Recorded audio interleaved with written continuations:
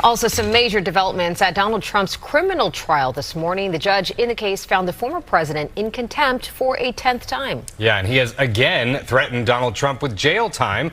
This, as a former executive at the Trump Organization, took the witness stand. Michelle Ross is live outside the courthouse for us with the latest. Michelle. Chris, Bianca, Donald Trump has now been fined 10 times for violating that gag order, totaling $10,000. And now the judge telling Trump that he'll have to consider jail time because clearly the $1,000 fines do not seem to be working. Judge Juan Merchan also telling Trump that going forward, this court will have to consider a jail sanction, adding Trump is a past president and quite possibly a future one, which is why incarceration would truly be the last step for him. Now, prosecutors are trying to build their case around falsified business records, and the first witness of the day is former Trump Organization controller Jeffrey Connie. Adam is here. So what just happened, guys? Judge Juan Merchan has officially warned Trump that jail time is on the table after 10 contempt findings, with monetary fines failing to deter his violations. The Secret Service and corrections officials are now actively planning for the unprecedented scenario of a sitting or former president behind bars. It's being treated as a crisis by members of Congress, too. This was Maryland Congressman Jamie Raskin today. He said, "Every American should be deeply troubled by this massive escalation. This is an unmistakable descent further into authoritarian chaos." He controlled the agenda for 100 days. He controlled the House. He controlled the Senate. He's got everything going for him, and his numbers are in the gutter. So now he reaches back into the authoritarian playbook. Look, this version of an authoritarian America is not what the American people want. Please take note. This is why Donald Trump's polling numbers are in the gutter and an historic low. This is not what the American people are looking for. We urge our colleagues to walk back from the brink here to support many amendments we plan to offer today that will save us money, that will actually address the real problems of the country, and that will protect the constitutional rights and freedoms that we cherish so much in America. This is a test. Are we going to stand up for the majority of the American people, for our Constitution and our Bill of Rights and the freedoms we fought for, or are we going to stand with a president who wants to throw it all away? Trump's sitting there. He's back in the White House as president. He's probably thinking to himself that he's got bigger fish to fry, right? He's got his policies to push. He's got his administration to run. He's got all these other legal cases hanging over his head. Court battles left and right. Judges all over the country making rulings against him. But meanwhile, Judge Merchan is writing down that Trump is violating a gag order over and over again. Trump is not supposed to be talking about the trial. He's not supposed to be attacking witnesses. He's not supposed to be attacking the judge. He's not supposed to be attacking the jury. That's what a gag order does. It tells you to stay quiet. It tells you not to say certain things. It's pretty straightforward. Don't talk about the case. Don't attack people involved in the case. It's not complicated, but Trump has violated it 10 times. 10 separate violations. And the judge found him in contempt each time. He is underway in the third week of the criminal hush money trial involving former President Donald Trump. Today, the judge in the case held Trump in contempt of court for violating a gag order. Judge Juan Merchan says Trump violated the order not 1, but 9 times and fined him, well, $1,000 each, total of $9,000. Judge Juan Merchan now instituting some level of punishment to former President Donald Trump for what he says is a clear violation of 9 instances of the judge's gag order. And as a result, the former president will pay $1,000 per violation. And he has apparently until 2:15 Eastern to remove the corresponding Truth Social posts and remarks from his campaign 2024 website in order to be inside the lines of what the court will allow. He cannot intimidate witnesses or jurors in this case. No defendant can. Contempt of court is serious. Really serious. It's a way for the court to enforce its own orders. It's how judges make sure people actually follow the rules. It's how they maintain authority. It's how they make sure the justice system actually works. And Trump has been found in contempt 10 times. 10. Think about that number for a second. Most people would learn the lesson after 1 or 2. After the 3rd violation, most people would get the message. But Trump keeps doing it. He keeps talking. He keeps posting. He keeps attacking. He keeps violating the order over and over and over again. And Judge Merchan has said enough is enough. Enough. This is it. No more. On May 6, 2024, Merchan wrote in his ruling that monetary fines are not sufficient. He explicitly stated that the fines have not been working. They have not been deterring the conduct. They have not been accomplishing their purpose.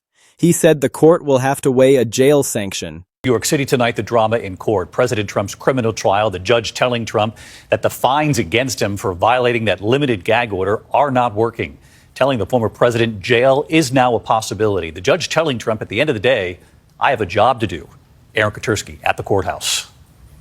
Tonight, Judge Juan Merchan putting Donald Trump on notice. If the former president violates the gag order one more time, he could be thrown in jail. Trump today held in criminal contempt for a 10th time for publicly criticizing the jury. He was slapped with yet another $1,000 fine, the maximum allowable. But the judge today acknowledging these fines are not serving as a deterrent and warned going forward, this court will have to consider a jail sentence. Judge Merchan then addressing Trump directly, the last thing I want to do is put you in jail, he said. You are the former president of the United States and possibly the next president as well. At the end of the day, I have a job to do. Outside court, Trump defiant. Our Constitution is much more important than jail. It's not even close.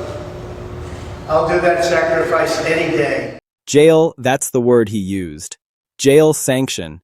That's the official legal terminology. That's the threat he made in an official court document. And this is not some vague threat. This is not some hypothetical scenario. This is a written warning from the judge saying what will happen next. And here's the thing that makes this so unprecedented and so serious. There is no playbook for this. There is no historical precedent for an American president getting locked up. Not a sitting president, not a former president, never. This has never happened before in the entire history of the United States. So all these agencies have to sit around and figure out what happens. How does the Secret Service protect a president in jail? Where does he stay? What facility could even handle it? What security measures are needed? Is there a special cell? Do they get a special wing? What happens when he needs to use the bathroom? What happens if he needs a lawyer? What happens with his phone? Can he make calls? Can he have visitors? Nobody knows because it's never happened. But they're planning for it. They're actually planning for it right now. That's how serious this is. This isn't some distant legal threat that might happen someday. This is something that could happen soon. This is something that could happen if Trump violates the gag order one more time. One more time. One more violation of the judge's order. And the judge has said he will seriously consider putting Trump in jail. And that, my friends, is a nightmare scenario for Trump. That is the thing he's probably most afraid of.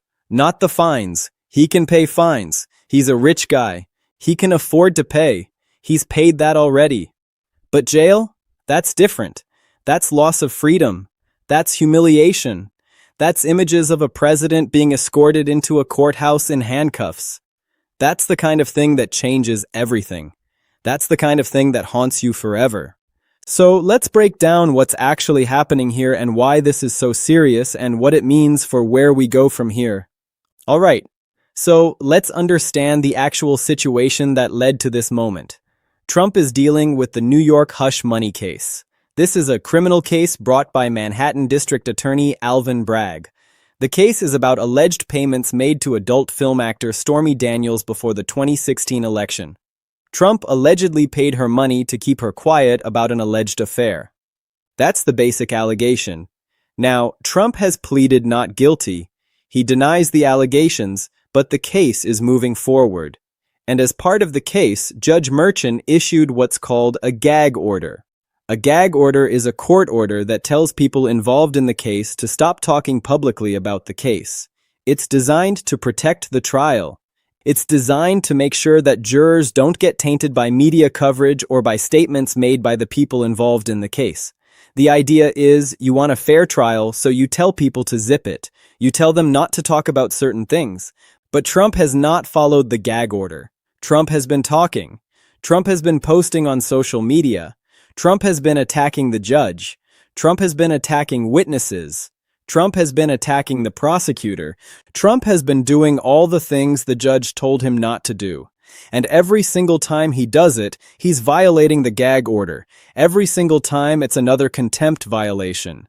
Judge Merchan has found Trump in contempt 10 times for these violations. 10 times the judge has said Trump broke the rule, and each time the judge fined him. It started at a certain amount per violation. Then the judge said, if it continues, the fines will go up. But Trump kept doing it anyway. He kept talking. He kept posting. He kept attacking. And the judge kept finding him in contempt. And the judge kept fining him. So Trump has been fined a total of some amount so far. But here's the problem. The fines aren't working. Trump is not being deterred. The fines are not stopping him from violating the order. In fact, from Trump's perspective, the fines are basically nothing. It's pocket change. He probably spends more than that on lunch. So what's the point of fining him if the fines aren't working? That's the question Judge Merchan asked himself. That's why he wrote the ruling saying that jail time might be necessary, because the judge looked at the situation and said to himself, I've tried fines. I've tried monetary sanctions. Trump is not listening. Trump is not being deterred. The fines are not working. So what else can I do? What's the next escalation? What's the next step?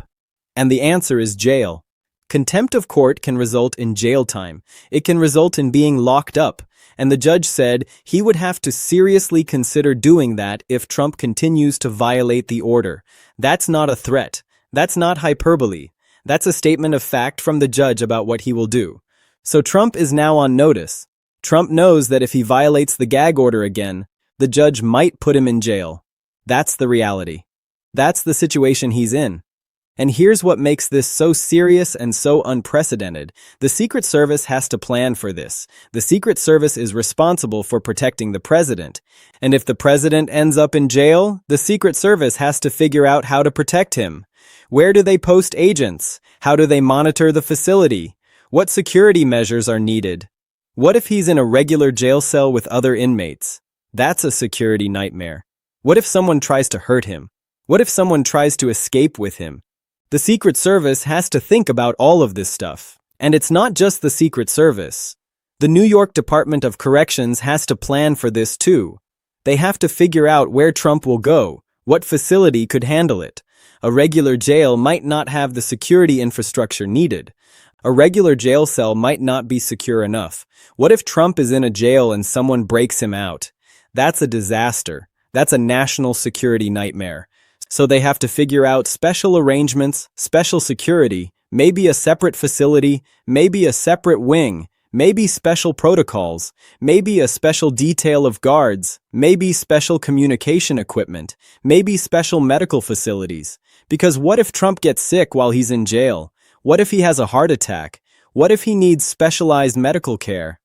The jail has to be prepared for that. The jail has to have the right equipment, the right doctors, the right infrastructure. And then there's the question of what happens with his legal team. Does his lawyer get to visit him in jail? How often can his lawyer bring documents? Can his lawyer work with him on his other cases? Because Trump has other cases pending. He has other trials. He has other legal matters. He can't just stop being a defendant in all his other cases because he's in jail for a contempt violation. So the logistics are incredibly complicated, and the New York State court officers have to plan for this too. They have to figure out how to transport Trump, how to escort him, what security measures are needed, how to handle media, how to handle crowds.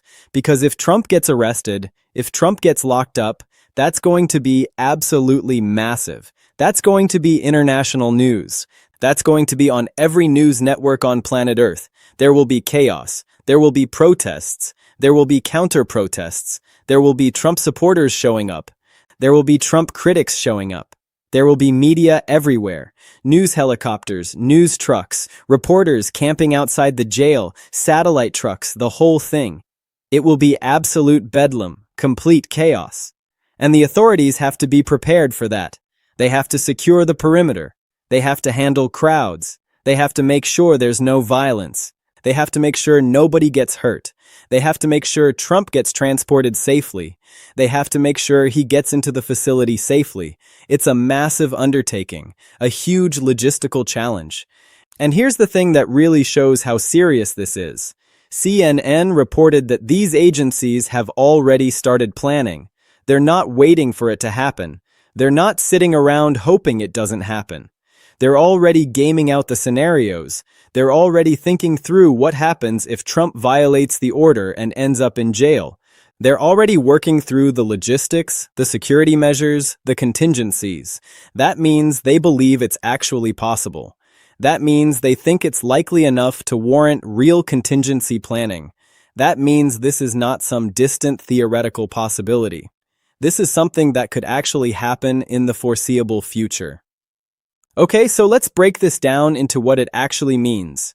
And this is really important to understand. First of all, this is not clickbait. This is not exaggeration. This is not fake news. This is not speculation. There is an actual judge, Judge Juan Merchan. There is an actual written court order. There is an actual explicit threat of jail time. This is real. This is documented. This is public record. You can read the ruling yourself. You can look it up. You can see it with your own eyes. Judge Merchan explicitly stated in writing that he will weigh sanctions if Trump continues to violate the gag order. That's not a guess. That's not interpretation. That's not speculation. That's what the judge actually said. That's what's in the official court document. And that means this is a real possibility.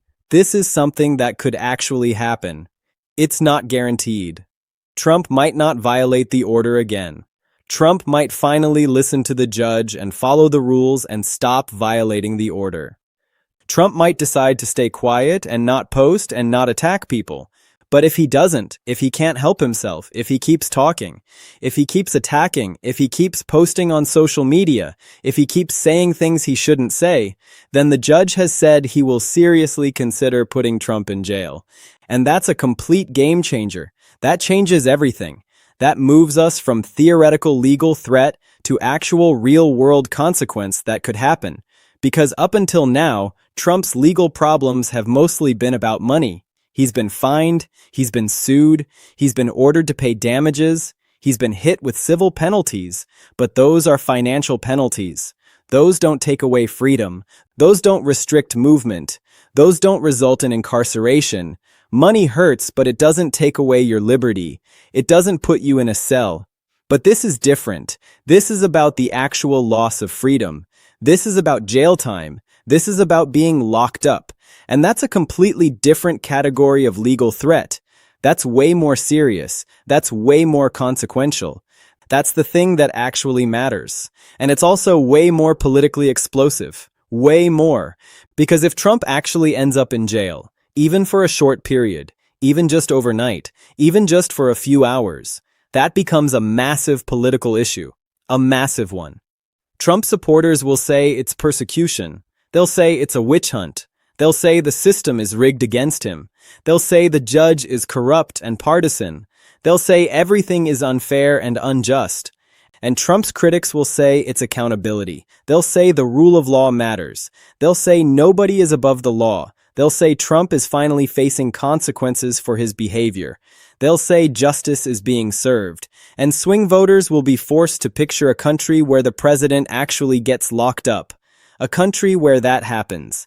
And they have to decide what they think about that. Is that justice? Is that tyranny? Is that both? Is that what democracy looks like? That's a huge political moment. That's the kind of moment that defines an era.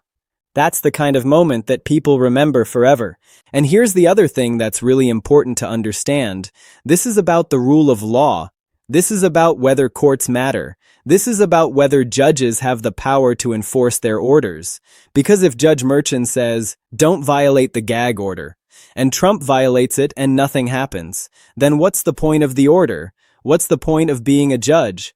What's the point of issuing a ruling if people just ignore it? The court system only works if people follow the rules. If people follow court orders, if people respect the authority of judges. If they don't, if people just ignore the court whenever they disagree, then the whole system breaks down. The courts become meaningless. The law becomes meaningless. And that's why judges are willing to escalate. That's why Judge Merchan is threatening jail, because he has to enforce his authority. He has to make sure people follow his orders. He has to show that he's serious. And if Trump keeps violating the gag order, the judge has to back up his threats with action. He has to actually put Trump in jail. Because if he doesn't, if he keeps threatening but never follows through, then the threats become meaningless. And Trump knows that. Trump knows that if he keeps violating the order, the judge will eventually have to follow through. So this is a real threat.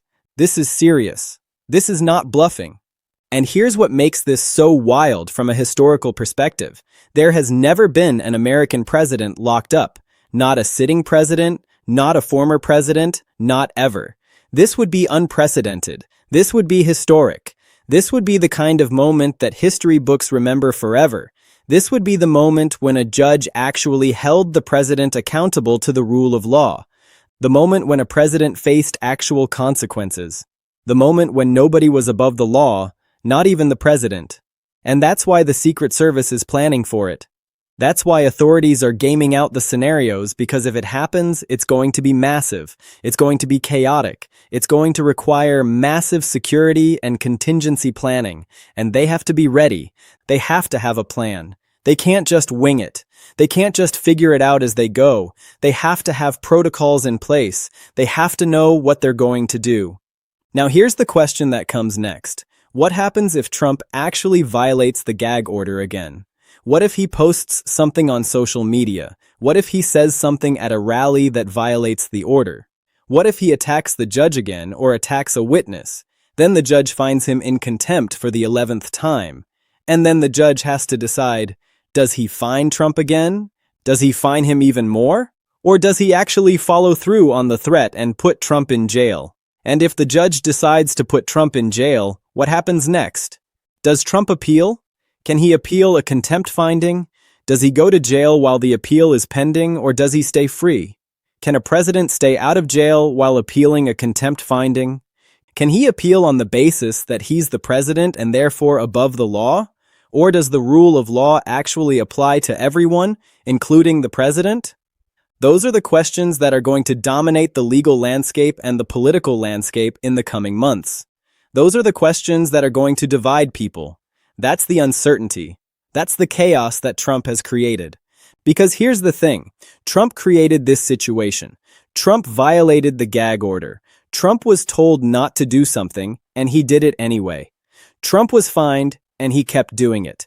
Trump was found in contempt, and he kept doing it. So this is not being done to Trump. This is Trump doing it to himself. This is Trump refusing to follow a court order. This is Trump refusing to respect the authority of a judge. And now he's facing the consequences. Now he's facing the possibility of jail time. And that's on him. That's his own fault. That's his own doing. And that's what makes this so significant, because it shows that the rule of law still exists. It shows that judges still have power. It shows that courts still matter. It shows that even a president can be held accountable. Even a president has to follow the rules. Even a president can face jail time if he refuses to follow a court order. And that's huge. That's the thing that makes democracy work.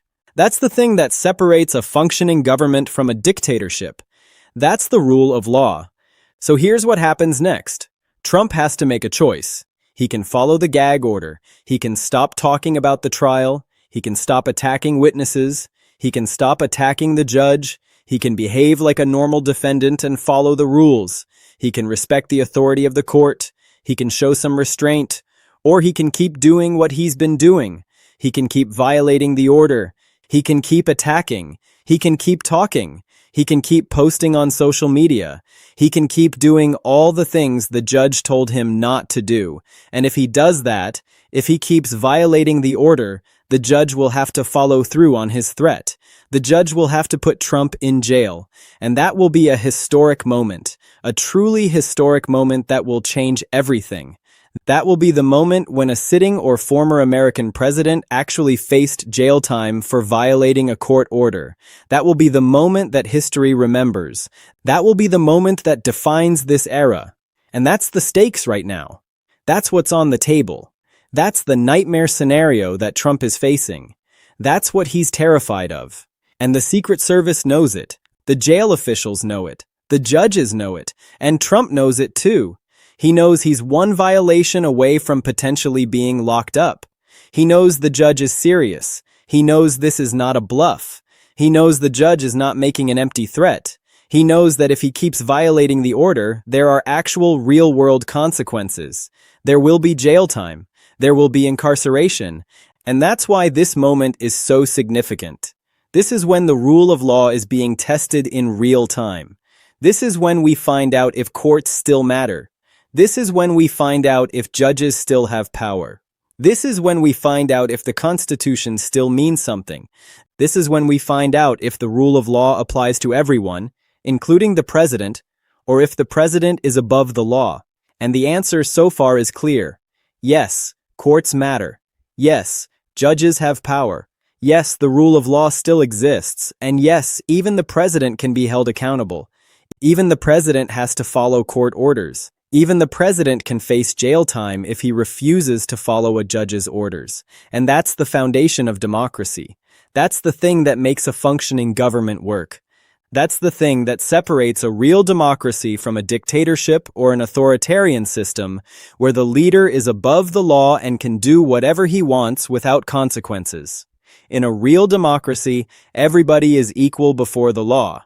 The president is not special. The president is not above the law. The president has to follow the same rules as everybody else. And if the president violates those rules, there are consequences. Real consequences. That's what Judge Merchan is demonstrating right now. That's what he's showing. That's the message he's sending. The rule of law matters. The courts matter. Make sure you're subscribed because this is going to keep developing and changing. This story is far from over.